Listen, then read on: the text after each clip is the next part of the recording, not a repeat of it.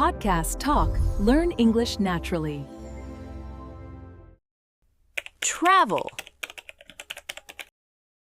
Hello, everyone, and welcome to English Podcast Hub. I'm John. And I'm Daniela. Thanks for joining us for today's episode about one of life's greatest pleasures. Today, we're talking about travel, how to discuss your trips, navigate new places, and communicate effectively while traveling in English-speaking countries. Whether you're planning a vacation, traveling for work, or just dreaming about your next adventure, this episode will give you the vocabulary and confidence you need. We'll cover everything from booking trips to asking for directions, from checking into hotels to ordering at restaurants, and from describing your experiences to sharing travel stories. Plus, we'll include tons of practical phrases and dialogues you can use in real travel situations. But before we start, don't forget to subscribe, like the video, turn on notifications, and comment below. So let's start with the basics. What are different types of travel in travelers? You might be a tourist, someone traveling for pleasure and sightseeing. A backpacker, typically a budget traveler carrying everything in a backpack, often staying in hostels. A business traveler, someone traveling for work, conferences, or meetings. An expat or expatriate, someone living in a country other than their home country. A digital nomad, someone who works remotely while traveling from place to place. Or simply a traveler, the general term for anyone on a journey. Now let's talk about different types of trips. A vacation or holiday, British English, is leisure travel, time off from work. A business trip is travel for work purposes. A road trip is traveling by car, often to multiple destinations. A getaway, or weekend getaway, is a short trip, usually to relax or escape routine. A honeymoon is a trip taken by newlyweds after their wedding. A gap year is when people, often students, take a year off to travel. And a staycation is when you take time off but stay home or nearby instead of traveling. Now let's discuss planning and booking travel. What vocabulary is essential? You need to book or reserve accommodations, hotels, hostels, vacation rentals, or Airbnb. You book flights, train tickets, or other transportation. An itinerary is your travel plan, where you're going, when, and what you're doing. Here's my itinerary. I fly to Paris on Monday, spend 3 days there, then take a train to Barcelona. A travel package or package deal includes multiple things, often flight, hotel, and sometimes meals or tours. I booked a package deal that includes airfare and 5 nights at a resort. Now let's talk about accommodations vocabulary. A hotel is the most common option. You stay in a room with a bed, bathroom, and amenities. A resort is a large hotel complex, often with pools, restaurants, and activities, usually in a vacation destination. A hostel is budget accommodation with shared rooms and facilities, popular with backpackers. A bed and breakfast, or B&B, is a small, often family-run place that includes breakfast. A vacation rental is a private home or apartment you rent through services like Airbnb or VRBO. Now let's do a hotel check-in dialogue. I'll be the front desk clerk, you be the guest. Perfect. Good evening. Welcome to the Grand Hotel. How can I help you? Hi, I have a reservation under the name Daniela Rodriguez. Let me check. Yes, I have you here for a king room for 3 nights checking out on Friday. Is that correct? Yes, that's right. Excellent. May I see your ID and a credit card for Incidentals, please? Sure, here you go. What are Incidentals? Those are any extra charges like room service, minibar items, or phone calls. We just need the card on file, but we won't charge it unless you use these services. Oh, I see. That's fine. Great. Your room is 412 on the 4th floor. Here are your key cards. Breakfast is served from 6 to 10 a.m. in the dining room on the 1st floor. The elevator is just around the corner. Is there anything else I can help you with? No, that's all. Thank you. Enjoy your stay. Perfect example. Let's break down some key terms. Check-in is when you arrive and register at a hotel. Check-out is when you leave and settle your bill. A king room has 1 large bed for 2 people. A double room has 2 beds. A single room has 1 small bed. Key card is the electronic card that opens your room door, replacing traditional metal keys. Incidentals are extra charges beyond the room rate. Now let's talk about asking for directions, essential for any traveler. Common questions include, "Excuse me, how do I get to?" or "Could you tell me how to get to?" Where is the nearest subway station? Or is there a pharmacy nearby? "How far is it to the museum?" or "Can I walk there from here?"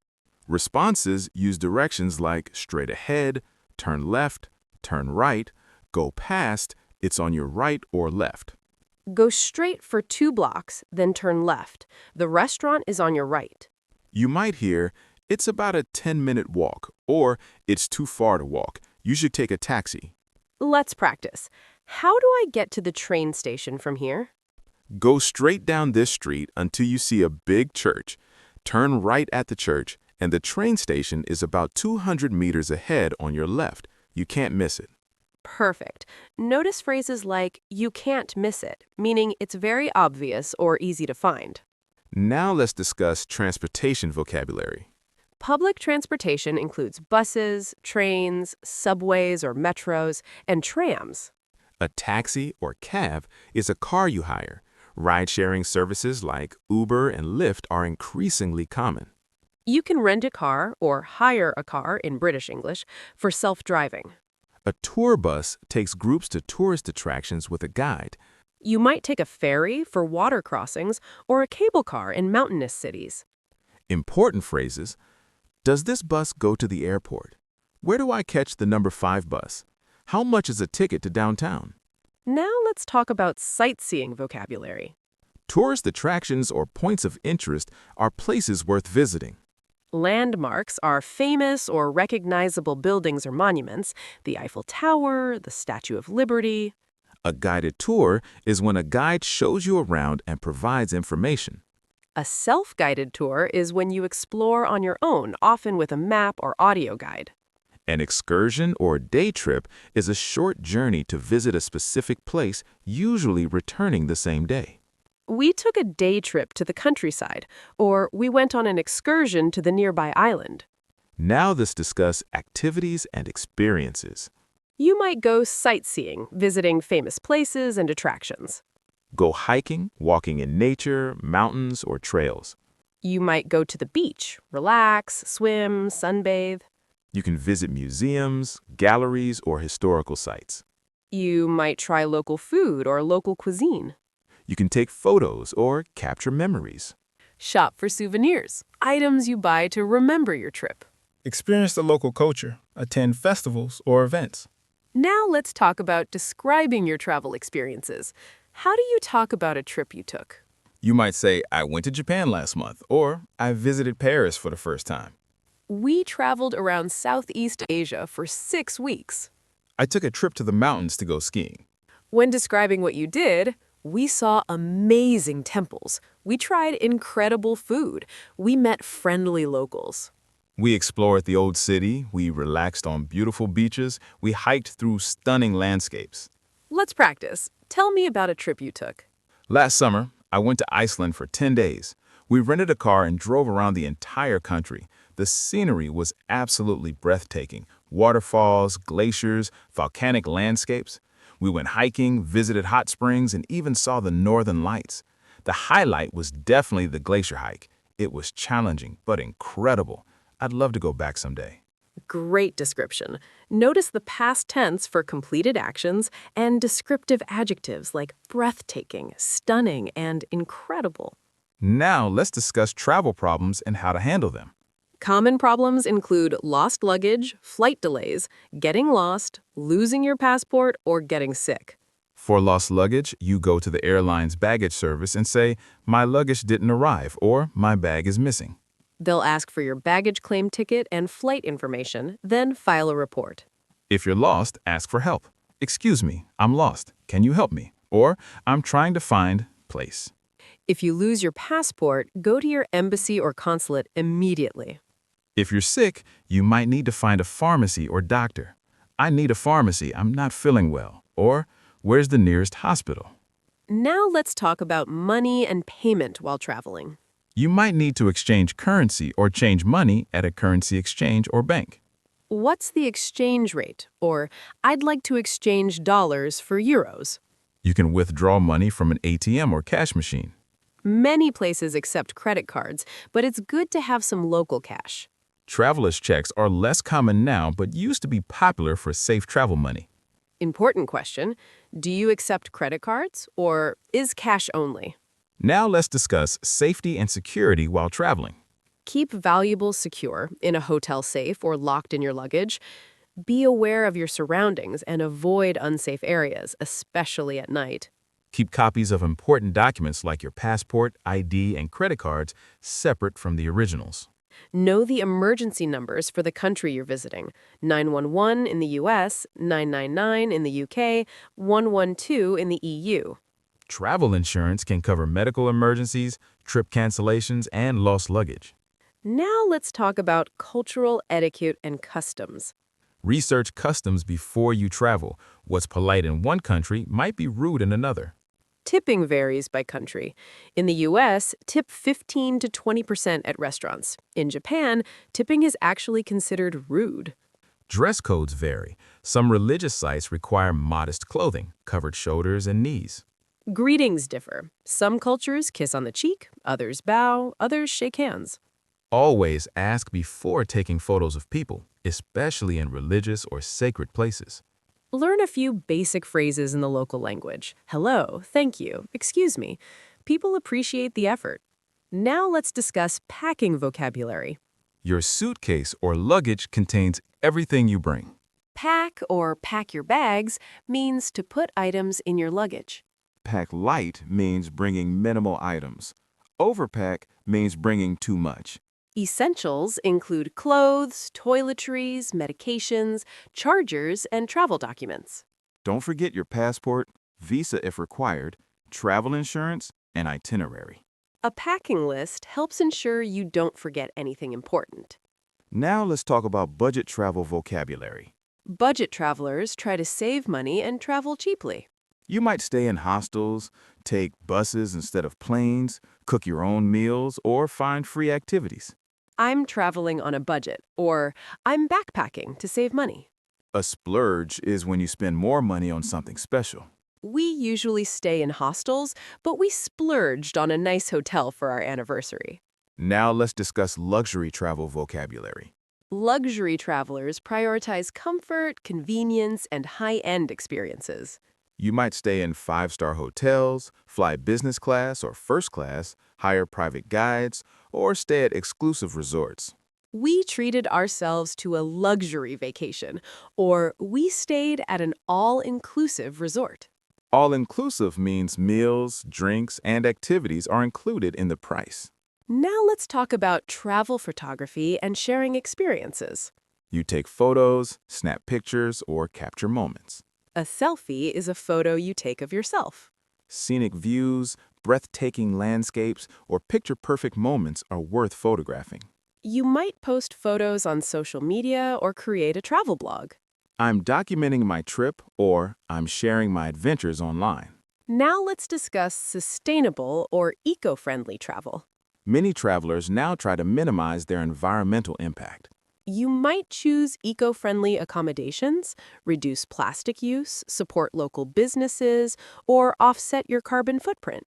I try to travel sustainably, or I prefer ecotourism options. Volunteerism combines volunteering with tourism, helping communities while traveling. Now let's talk about solo travel versus group travel. Solo travelers travel alone, which offers freedom and flexibility, but can be lonely. I'm traveling solo this time, or I prefer solo travel because I can do what I want. Group travel means traveling with others, friends, family, or organized tour groups. We're taking a group tour, or I'm traveling with friends. Each has advantages. Solo offers independence, groups offer companionship and shared costs. Now let's discuss travel seasons and timing. Peak season or high season is when most tourists visit. Prices are higher, crowds are bigger. Off-season or low season has fewer tourists and lower prices, but possibly worse weather. Shoulder season is between peak and off-season. Good balance of weather, prices, and crowds. I prefer traveling in the shoulder season to avoid crowds. Now let's talk about visa and passport vocabulary. A passport is your official travel document proving your identity and nationality. A visa is permission from a country to enter and stay for a specific purpose and time. Some countries have visa-free travel for certain nationalities. You can visit without applying for a visa. Visa on arrival means you get your visa when you land at the airport. E-visa means you apply online before traveling. Make sure your passport is valid. Many countries require it to be valid for at least 6 months beyond your travel dates. Now let's discuss describing destinations. You might describe a place as beautiful, stunning, breathtaking, picturesque, or scenic. Bustling or lively means full of activity and energy. Peaceful, tranquil, or serene means calm and quiet. Historic or ancient for places with rich history. Touristy means filled with tourists, often commercial. Off the beaten path means not typically visited by tourists, more authentic or remote. I prefer off-the-beaten-path destinations, or I avoid touristy areas. Now let's do a comprehensive travel conversation. I'll ask you about your recent trip. Okay. Hey, Daniela, I heard you just got back from a trip. Where'd you go? Yeah, I just returned from a 2-week trip to Thailand. It was amazing. Wow, Thailand. I've always wanted to go there. What cities did you visit? We started in Bangkok for 4 days, then went to Chiang Mai in the north for 5 days, and finished with 5 days on the beaches in Phuket. That sounds incredible. What was the highlight of your trip? Definitely the elephant sanctuary in Chiang Mai. We got to feed and bathe rescue elephants. It was such a special experience. The temples in Bangkok were stunning, and the beaches in Phuket were paradise. How was the food? Oh my God, the food was unbelievable. We tried everything: pad thai, green curry, mango sticky rice. I ate so much. The street food was especially good and super cheap. Did you have any problems or challenges? The language barrier was a bit difficult sometimes, but most people spoke enough English to help us. And the heat was intense. It was really hot and humid, which took some getting used to. But honestly, nothing major. It was a smooth trip overall. Would you go back? Absolutely. There's so much more to see. I'd love to explore the islands and maybe visit some less touristy areas next time. Perfect conversation. Notice how you described activities, used vivid adjectives, mentioned challenges, and expressed enthusiasm. Exactly. Natural travel talk includes what you did, what you ate, what surprised you, and what you'd do differently. Now let's give practical tips for English learners traveling to English-speaking countries. Tip 1. Don't be afraid to ask people to repeat or speak more slowly. I'm sorry, could you repeat? Or could you speak a bit more slowly, please? Tip 2. Learn key phrases before you go. Greetings, thank you, excuse me, where is, how much. Tip 3. Use translation apps when needed, but try to speak English when possible. Practice makes perfect. Tip 4. Join free walking tours. Great way to learn about a city and practice English with guides and other travelers. Tip 5. Stay in hostels or use couch surfing to meet other travelers and practice conversation. Tip 6. Be patient with yourself. Communication doesn't have to be perfect to be effective. Tip 7. Keep a travel journal in English to practice writing and reflect on your experiences. Tip 8. Watch English travel vlogs before your trip to familiarize yourself with accents and vocabulary.